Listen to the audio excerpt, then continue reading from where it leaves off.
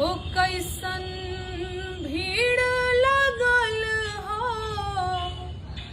दुअरवाए बलम जी, त काहे तिरंगा में लिपटल अइला घरवाए बलम जी। नमस्कार दोस्तों, जैसे कि आप जानते हैं कि आतंकवादी मुठभेड़ में 3 जवान शहीद हो गए हैं, 2 कर्नल और 1 डीएसपी, जिसमें से एक मनप्रीत हैं।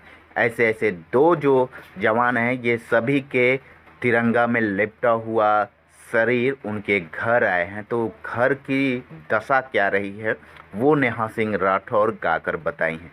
ये गाना सुनकर काफ़ी लोग रो दे रहे हैं। आपको कैसा लगा आप नीचे कमेंट करके ज़रूर बताएंगे। तो चलिए सुनाते हैं नेहा सिंह का ये गाना। भीड़ लगल हो दुअरवाए बलम जी, त काहे तिरंगा में लिपटल अइला घरवाए बलम जी। अरे चूड़िया कंगनवा खन के गोरी रे कलाई में मांगी के से नुरवा के बा चटकल ललाई रे।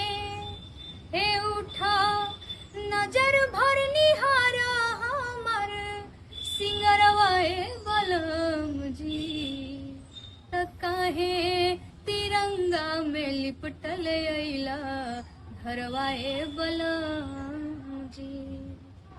अरे कोठवा अटारी सुन सुन बानगरिया, गली गली अरवा सुन सुन बासे जरिया। ए पिया बगिया के हवा पापी हरवाए बलम जी, ए काहे तिरंगा में लिपटल अइला घरवाए बलम जी। अरे 7 जन्म के वादा काहे ना निभइला, ए पिया निरमोही काहे हमके बिसरइला।